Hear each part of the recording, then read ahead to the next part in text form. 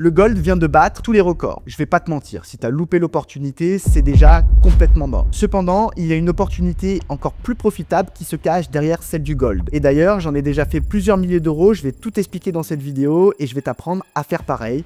Installe-toi. Alors pourquoi tout le monde s'excite sur le gold et quelle est cette opportunité? Au passage, s'il y a des choses que tu ne comprends pas dans cette vidéo, n'hésite pas à prendre des notes, à noter les setups que l'on va voir ensemble et surtout, abonne-toi, car cette vidéo est la première d'une longue liste qui va te permettre de progresser rapidement en trading et surtout d'augmenter ta compréhension sur les marchés financiers. D'abord, ce qu'il faut comprendre, c'est que si le gold explose, c'est parce que c'est une valeur refuge et qu'en période d'incertitude économique, les investisseurs vont avoir tendance à quitter les valeurs offensives et à rechercher des valeurs défensives pour se protéger, pour se couvrir, comme sur le gold par exemple. Et ce phénomène révèle un mécanisme de marché que la plupart des débutants ignorent. La corrélation de marché. La plupart de nos actifs préférés, l'or, le gold, l'euro USD, le Nasdaq ou le Bitcoin, sont des actifs différents, mais évoluent tous dans un même écosystème. Et parfois, quand l'un va augmenter, les autres vont le suivre, et inversement. Aujourd'hui, la corrélation qui nous intéresse, c'est celle qui est en lien avec le gold, qui fait partie de la famille des actifs des métaux précieux. Et tu sais quoi? Ils sont tous corrélés et ils vont tous dans le même sens. Alors attention, en réalité, un pro vous dira qu'il y a quand même de grandes différences entre l'or, l'argent, le silver ou le platine. Dans la famille des métaux précieux, tu as l'or, l'argent, mais aussi le platine et le palladium. Pour être sincère avec toi, l'or et le silver sont déjà partis. D'ailleurs, dans cette vidéo, je vais te montrer comment j'ai réussi à faire plusieurs milliers d'euros avec mon trade sur le silver. Je vais te montrer comment je suis rentré et à quel moment je suis sorti. En réalité, l'opportunité se cache sur le platine et le palladium, qui sont les petits cousins du silver, et sur lesquels on peut appliquer le même type de setup. Mais l'avantage, c'est qu'ils sont encore endormis et sur des prix planchers. Et c'est précisément là que se trouve l'opportunité que 90% des traders vont louper. On se retrouve sur mes écrans, je vais vous expliquer pourquoi j'ai acheté le palladium et le platine, mais je vais vous montrer techniquement maintenant comment j'argumente et surtout mes positions en cours et combien ça me rapporte à l'heure actuelle. Je te montre ça direct. Je me retrouve sur Google, je tape TradingView comme d'habitude pour regarder évidemment mes graphiques pour pouvoir analyser de près. Donc tout simplement, je vais commencer par le platine. Alors le platine, dans un premier temps, tu vas taper platine dans la barre de recherche et tu vas trouver XPT USD. Voilà, c'est ici que tu vas le trouver.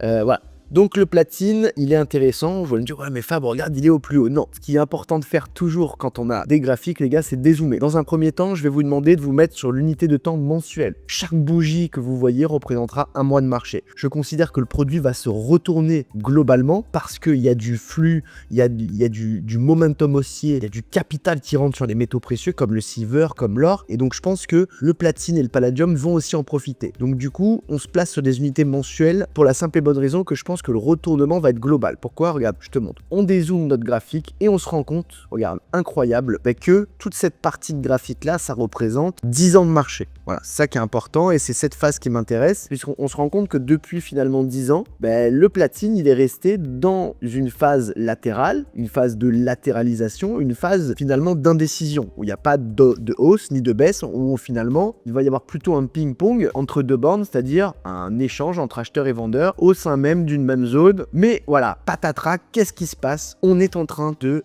casser ce range, cette phase finalement d'indécision par le haut. Pourquoi ça m'intéresse autant? Parce qu'en réalité, quand on a un produit qui casse un range dans lequel il a été 10 ans, en général, ça provoque une explosion. Je vous montre ça vite fait. Regardez sur l'or, on est resté longtemps. Donc c'est il y a plusieurs années, je me rappelle quand j'étais trader. Mais regardez combien de temps nous sommes restés en range ici. Nous sommes restés en range de 2011 jusqu'à 2021 avant d'exploser complètement sur l'or. Vous voyez, on est resté longtemps en range sur l'or, ça a duré plusieurs années. Ça a été la même chose sur le silver, regardez, et c'est pour ça qu'il faut analyser les familles de produits. Et c'est pour ça qu'on parle des métaux précieux. Et regardez, voilà, regardez, le silver, c'est pareil. Il est resté très très longtemps dans un range. Moi, je l'ai connu quand j'ai commencé le trading. Regardez, quand on supprime tout, regardez, il est resté aussi pratiquement 10 ans dans une phase de latéralisation. Effectivement, voilà, donc ça c'est pareil, c'est pratiquement 10 ans de marché avant de péter par le haut cette année en tout cas. Voilà. Donc concrètement, je trouve que il y a de la ressemblance. Alors c'est comme si finalement on était sur le platine, sur l'or et l'argent, mais il y a plusieurs mois, il y a plusieurs années en arrière.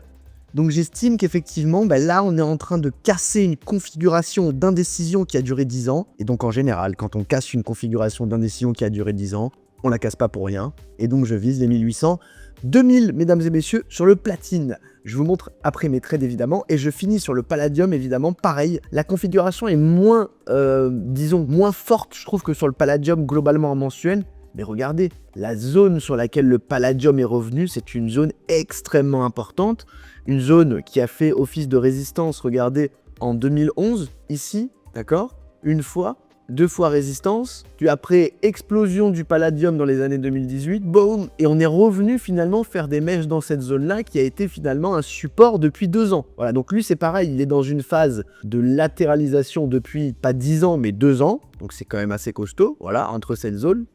Donc ça, c'était 2023, donc là, on est en 2025. Et on voit qu'il est en train d'attaquer sa résistance. Il a déjà tenté en août de la casser. Il a été renvoyé, puis là, il réessaye d'attaquer. Donc pour moi, ça, c'est une configuration où on peut aller chercher les zones suivantes, qui sont ici, à 1006 minimum, mesdames et messieurs. Voilà pourquoi je pense que le palladium va également exploser donc dans cette configuration graphique. Donc on voit, ce qui est important sur ces deux graphiques, les gars, c'est qu'on est en mensuel sur les deux. On voit qu'il y a du potentiel. On voit clairement où est-ce qu'on pourrait aller. Alors que quand on regarde l'or aujourd'hui, même si ça peut continuer à monter, il n'y a pas de problème, on est quand même sur un graphique qui a touché ses sommets, et voire même il les a renouvelés. Donc voilà, graphiquement, mesdames et messieurs, pourquoi je considère que je suis passé à l'achat sur le palladium et sur le plaxine. Je vous montre vite fait, regardez sur mon compte YouFunded en 2-2, je vous montre ce que ça me donne pour l'instant. Donc comme je vous ai dit, j'ai acheté également l'argent il y a quelques temps, vous voyez donc sur mon compte, l'argent qui me rapporte 1500 €, mais voilà, vous voyez XPT, XPD, voilà, donc mes deux petits cousins de l'or et de l'argent qui sont présents sur mon portefeuille. Donc moi j'ai acheté le palladium à 1160, 1130, quelque chose comme ça, et le platine aux alentours des 1400. Voilà, je considère que c'est encore prenable, donc si vous m'entendez mesdames et messieurs, si c'est encore au prix actuel, je pense que ça peut être une belle position long terme. Alors attention, c'est des produits qui sont un peu plus chers parce que des produits qui sont un peu moins tradés, donc un peu moins liquides, mais voilà, si on est dans le bon sens, ça va faire évidemment une explosion. Donc vous voyez ma position sur le platine sur mes graphes, voilà, qui me rapporte déjà 690 €, et ma position sur, donc ça c'était le platine, et le palladium XPD qui me rapporte pour l'instant 500 €. Regardez mon objectif quand même, je vais aller chercher 6000, j'espère aller chercher au moins 4-5 000 €, au moins peut-être 6 000, on verra. Et maintenant, je vais t'expliquer, regarde, comme tu le vois sur mon compte, j'ai des gains sur le trade silver à 894 € actuellement, j'ai déjà pris pas mal de bénéfices là-dessus.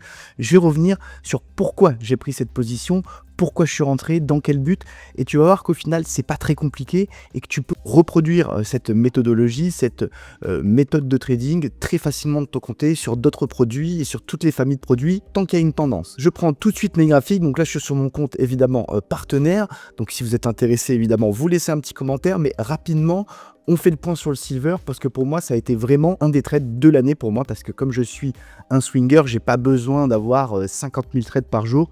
Si j'ai 3, 4, 5 gros plans qui passent dans l'année, ça suffit déjà à m'offrir une rémunération très importante. Je vous montre que déjà, c'est vraiment une question de structure. C'est pas très compliqué. Donc de manière très simple, ce qu'il faut comprendre, c'est que les marchés financiers, ils évoluent entre 3 tendances. Soit ils vont à la baisse, soit ils vont à la hausse, soit ils vont en range. Et finalement, c'est ce jeu de structure qu'il faut comprendre et qui est très simple. Donc nous, on a commencé à se positionner sur le silver aux alentours des 33, et puis on a renouvelé notre position, c'est-à-dire qu'on a renforcé, on a rajouté un trade à 37. En réalité, le silver, on le voit globalement quand on recule notre graphique, 2025, là où il explose, il était dans une phase quand même plus ou moins haussière. La plupart du temps, regardez cette phase haussière-là, notamment en 2024, voilà, grosse phase haussière, on monte aux alentours des 30, et on voit que suite à cette première impulsion haussière, on a construit ce que l'on appelle une phase de latéralisation, ou ce que l'on appelle un range, d'accord? Donc le range, vous le voyez ici, je vous l'ai déjà plus ou moins marqué avec les sommets du range, et les petits creux, les petits supports. Et ce qu'on voit globalement, c'est qu'une fois qu'on a une phase d'accélération importante, la phase qui suit 80% du temps, c'est une phase de latéralisation. Être intéressant pour nous traders, c'est de s'intéresser à cette phase de latéralisation. En tout cas, si on veut suivre la tendance haussière, le but est d'attendre cette phase de latéralisation et d'attendre finalement que le marché se pose et fasse finalement un range. Vous voyez ici, on a fait un range. Ce range-là, il a duré pratiquement 1 an. Vous voyez, donc pendant 1 an, on est resté entre 2 bornes. Et en fait, la première position que j'ai prise sur le silver cette année, ça a été finalement à la cassure de ce range. On voit, regardez, il y a ma flèche ici. On voit qu'il y a une première impulsion qui s'est dessinée. Donc moi, en fait, je suis rentré, regardez, vous avez écrit position numéro 1 de la Trading Academy. On est rentré aux alentours des 33 pour jouer finalement la continuation de la tendance haussière qui s'est matérialisée, qui s'est posée pendant 1 an. voilà. Et donc nous, on est rentré dans un premier temps à 33 avec un stop, vous voyez, sous les 30, un stop avec un niveau psychologique, un niveau rond, sous les 30, considérant que rester au-dessus des 30, il y avait une pression haussière. Donc du coup, sur cette première impulsion, nous, on est rentré, on a joué la cassure. Ça a été un premier trade sur lequel on a pris des profits, d'accord? Et puis, regardez, le marché, finalement, il répète les mêmes choses. On a eu cette phase d'impulsion et derrière, on a vu que pendant un moment, le marché dans une phase que l'on appelle un range, encore une fois, latéral, vous voyez, ici et là. Et nous, ce qui est intéressant, c'est d'attendre finalement que le marché latéralise, qui montre bien que le range tient. Et derrière, on s'est positionné, regardez, à 37 sur le bas du range pour jouer la cassure du deuxième petit range, pour jouer une deuxième impulsion. C'est ici, aux alentours des 37, qu'on a renforcé notre position. On a joué la deuxième impulsion de range pour juste jouer la continuation de la tendance. Derrière, les take profits ont été pris globalement sur les deux trades aux alentours des 40. C'était un niveau psychologique clé et le plus haut du marché depuis plus de 10 ans. Donc c'est pour ça qu'on a mis le take profit à cet endroit-là. Et le take profit 2, il a été pris à 45. 45, je vous montre en mensuel. Là, quand on recule vraiment le graphique, on est quasiment sur les plus hauts historiques. Voilà, on ne pouvait pas faire mieux. On a eu quasiment toute la hausse cette année sur le silver, mesdames et messieurs. Donc voilà, j'espère que vous avez compris. Donc sur mon compte, ça m'a donné effectivement pas mal de bénéfices. Là, j'ai plus trop de lot dessus parce que j'ai pris pas mal de fois de bénéfices. Donc là, je vais essayer de garder pour aller jusqu'à 50, 60, voire même 80, pourquoi pas, sur le silver, que je pense qu'il va continuer finalement sa tendance haussière dans les années à venir. Voilà, tout simplement. En tout cas, j'espère que cette vidéo t'aura aidé. Je t'ai expliqué fondamentalement et pourquoi techniquement je suis passé à l'achat sur les deux cousins. Si tu as loupé l'or, c'est pas grave. Il y a encore évidemment de la place sur ces deux produits. Si tu as aimé cette analyse et si tu penses que c'est pertinent, n'hésite pas à nous rejoindre. Tu as le lien évidemment dans la description. En attendant, si tu as kiffé cette vidéo, je t'invite à l'aimer, je t'invite à la commenter. À très bientôt pour la prochaine.